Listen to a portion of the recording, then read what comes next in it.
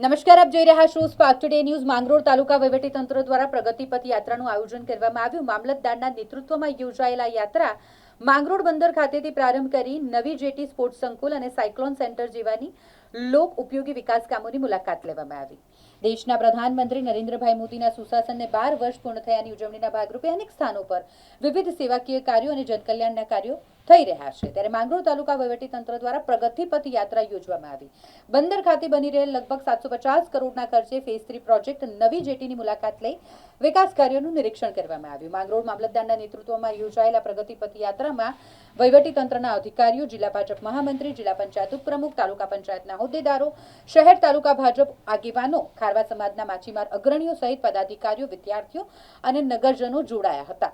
Fisheries હાર્બરનો આ આધુનિક project નવી જેટી બંદરના વિકાસમાં મહત્વપૂર્ણ સીમાચિહ્ન સાબિત થશે અને માછીમારી વેપાર તેમજ સ્થાનિક રોજગારીને વધુ પ્રોત્સાહન મળશે. આ સહિત સૌ મહાનુભાવો દ્વારા લોએજ ગામે નિર્માણ થઈ રહેલ સ્પોર્ટ્સ સંકુલની મુલાકાત લઈ રમતગમત ક્ષેત્રના વિકાસ અને યુવાનોને ઉપલબ્ધ થનારી આધુનિક સુવિધાઓ અંગે માહિતી મેળવી હતી. ત્યારબાદ સાયક્લોન સેન્ટરની મુલાકાત લેવામાં આવી. આપત્તિ વ્યવસ્થાપન અને તાત્કાલિક રાહત કામગીરી માટે ઉપલબ્ધ સુવિધાઓનું નિરીક્ષણ પણ કરવામાં આવ્યું.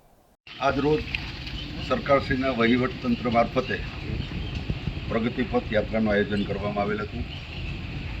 માનનીય વડાપ્રધાનશ્રીને દેશના યશસ્વી વડાપ્રધાન તરીકે 12 વર્ષ પૂર્ણ થતા અને સૌથી વધુ લાંબો વડાપ્રધાનશ્રીનો કાર્યકાળનો રેકોર્ડ તોડીને નવો રેકોર્ડ કર્યો, એના અનુસંધાને આજના આ યાત્રામાં નીકળેલા અમે વહીવટતંત્ર સાથે અમારી સાથે માનનીય મામલતદાર સાહેબ, તાલુકા વિકાસ અધિકારી સાહેબ, અમારા તાલુકા પંચાયતના પ્રમુખ, નગરપાલિકાના પ્રમુખ, અમારા શહેર ભાજપ પ્રમુખ, જિલ્લા પંચાયતના સભ્યો, તાલુકા પંચાયતના સભ્યો, વિલજીભાઈ મસાણી બધા સાથે રહી અને સૌપ્રથમ માંગરોળ બંદર ખાતે જે 2016માં 750 કરોડના ખર્ચે પ્રોજેક્ટ થયો હતો તેની મુલાકાત કરી.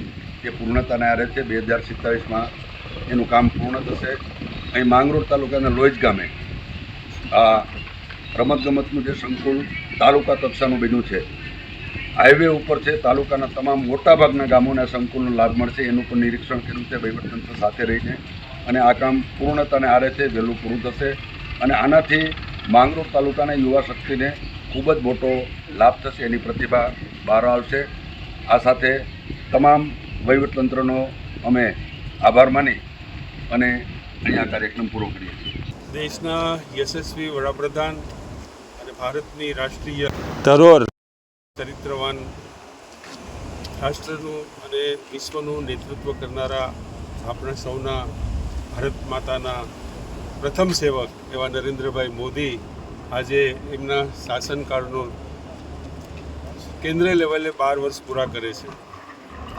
મિત્રો, દેશના જવાહરલાલ નહેરુએ આજે જે શાસન કર્યું આટલા વર્ષો, એનાથી વધારે આ દેશ ઉપર શાસનના કોઈ ભાગીદાર થયા હોય તો ભારતીય જનતા પાર્ટીના કાર્યકર્તા, કર્મઠ કાર્યકર્તા એવા આપણા સૌના સન્માનનીય આદરણીય નરેન્દ્રભાઈ મોદીએ આ દેશમાં રેકોર્ડ તોડ્યો છે શાસન ચલાવવાનો. દેશના લોકોનો વિશ્વાસ જીત્યો, વિશ્વાસ જીતીને વિકાસ કરી બતાવ્યો અને એ વિકાસને જનકલ્યાણ સાથે જોડ્યો. એવા આપણા સૌના આદરણીય મોદીજીના સન્માનમાં આજે આ વિકાસ યાત્રા પ્રગતિપથ યાત્રા શરૂ થઈ છે અને લોકો ક્યાં સુધી આ યોજનાઓનો લાભ લઈ શકે એના માટે ખરેખર તો આ યાત્રા શરૂ કરી છે કે આ જે વિકાસ થયો છે એને ખરેખર લોકો ઉપયોગી થઈ શક્યું છે કે નહીં, પહોંચ્યું છે કે નહીં, એ લાભ લેવા માટે પણ, પ્રેરણા બનાવવા માટે પણ આ એક પ્રતીક સ્વરૂપ યાત્રા છે. તો હું અમારા સમગ્ર જુનાગઢ જિલ્લાના લોકોને આ કહેવા માગું છું કે માંગરોળનું આ જે કાર્ય થયું છે, જે 750 કરોડ રૂપિયાનો આ પ્રોજેક્ટ છે અને દુનિયાનો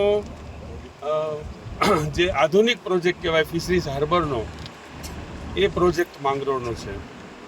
અહીંથી દેશના વિવિધ બંદરોને, રાજ્યોને પ્રેરણા મળી છે કે આવી રીતે બંદર બનાવીને માછીમારોને પ્રેરણારૂપ રોજગારી ઊભી કરી શકાય. તો એવા આદરણીય નરેન્દ્રભાઈ મોદીજી, અમારા ગુજરાત રાજ્યના આદરણીય મુખ્યમંત્રી શ્રી ભૂપેન્દ્રભાઈ પટેલ, અમિતભાઈ શાહ, સમગ્ર ભારતીય જનતા પાર્ટીની ટીમ જે વહીવટી તંત્ર સંભાળે છે એ સૌનો ખૂબ જ હૃદયથી આભાર માનું છું જૂનાગઢના લોકો તરફથી કે જૂનાગઢ જિલ્લાના લોકો માટે આવડી મોટી રોજગારી ઊભી કરી છે. ભારત માતા કી જય. માનનીય વડાપ્રધાન શ્રી નરેન્દ્રભાઈ મોદીના કાર્યકાળને ઘણો લાંબો સમય, આશરે 12 વર્ષથી પણ વધારે સમય થવા જઈ રહ્યો છે, ત્યારે એમના સન્માન સ્વરૂપે એમની કાર્ય પદ્ધતિ અને એમણે કરેલા કાર્યો એના સૂચિત સ્વરૂપે આપણે એક પ્રગતિપથ યાત્રાનું માંગરોળ ખાતે આયોજન કર્યું છે. આજરોજ તાલુકા પંચાયતના પ્રમુખ, જિલ્લા પંચાયતના ઉપપ્રમુખ તેમજ વિવિધ પદાધિકારીઓ અને અધિકારીઓની ઉપસ્થિતિમાં તેમજ બાળકો અને આપણા પ્રતિષ્ઠિત વ્યક્તિઓ કે જે કોઈને કોઈ એવોર્ડથી સન્માનિત થયેલા છે, એમને આપણે આ જે જેટી ખાતે માંગરોળ બંદરમાં જે જેટી છે એના ખાતે પ્રગતિપથ યાત્રા અંતર્ગત ચાલીને આપણે આવ્યા છે સૂચક સ્વરૂપે. આ જેટીનું કામ આશરે 2016માં માનનીય રાષ્ટ્રપતિ શ્રીના હાથે આનું ખાતમુહૂર્ત કરવામાં આવ્યું હતું. આશરે 10 વર્ષ જેટલા સમયમાં નવા ફેરફારો સાથે માછીમારોની સંખ્યા વધતા, બોટોની સંખ્યા વધતા આ પ્રોજેક્ટ છે એ વધારેમાં વધારે એક્સપાન્ડ થયો છે અને આવનારા ટૂંક સમયમાં આ પ્રોજેક્ટ પૂર્ણ થવા જઈ રહ્યો છે, જેના સફળતા સ્વરૂપે આટલા વિશાળ પ્રોજેક્ટ સ્વરૂપે આજે માંગરોળના નગરજનો, પદાધિકારીઓ અને અધિકારીઓ આજે પ્રગતિપથ યાત્રા અંતર્ગત અહીંયા અમે મુલાકાત લેવા આવ્યા છે અને એક શુભ સંકેત આપવા માટે આવ્યા છે. વિકાસ પદયાત્રામાં આપણી સાથે જોડાયેલા માનનીય મામલતદાર મેડમ, વેલજીભાઈ, સમાજના બધા આગેવાનો, આજે આપણા સૌ માટે બહુ એક ગૌરવની વાત છે કે આપણા વડાપ્રધાન શ્રી માનનીય નરેન્દ્ર મોદીના 12 વર્ષ પૂરા થયા. એનો સતત સમર્પણ અને સેવા માટે અમે બધા ખૂબ ખૂબ આભારી છે. આજે અમે લોકો Mangrol phase 3 fishery harbour project location ઉપર ઊભા છે, જેનું ભૂમિપૂજન માનનીય શ્રી રાષ્ટ્રપતિ રામનાથ કોવિંદ શ્રી દ્વારા કરવામાં આવેલ હતો. એ પ્રોજેક્ટની શરૂઆત 2017માં શરૂ થયેલી હતી. ત્યારથી સતત સુધારા અને નિરંતર કામ ચાલુ છે અને હાલ આ પ્રોજેક્ટ પૂર્ણ કરવાની તારીખ 2027 યોજાયેલી છે. આ માંગરોળ ફિશરી ફેઝ 3 હાર્બરનું જે કાર્ય છે એ ખાલી એક બાંધકામનું કાર્ય નથી, એ હજારો માછીમારોની સુખ સુવિધાને વધારે ડેવલપ કરવા માટે, એ લોકોને વધારે સુખ સુવિધા આપવા માટેની એક કારીગરી છે. અને હું એક અમને બહુ આભારી માનું છું કે હું આ પ્રોજેક્ટ સાથે જોડાયેલું છું. આ પ્રોજેક્ટમાં જે મેઇન કમ્પોનન્ટ છે જેમ કે જેટી, ઈસ્ટર્ન અને વેસ્ટર્ન બ્રેકવોટર, પછી બીજી ઓનશોર ફેસિલિટીઝ જેમ કે ઓક્શન હોલ, ગિયર શેડ, બીજી એડમિનિસ્ટ્રેટિવ બિલ્ડિંગ, રેસ્ટોરન્ટ બિલ્ડિંગ, એવી બધી સુવિધાઓનું આ પ્રોજેક્ટમાં ઇન્વોલ્વમેન્ટ કરવામાં આવેલું છે. અને આ વિકાસ પદયાત્રા માટે અમે સરકારશ્રીના ખૂબ ખૂબ આભારી છે અને અમે એવી રીતે જ નિરંતર કાર્ય કરશું અને આ પ્રોજેક્ટ વહેલી તકે પૂર્ણ કરી માંગરોળ માછીમાર સમાજને સુપૃત કરવાની અમારી આયોજન છે.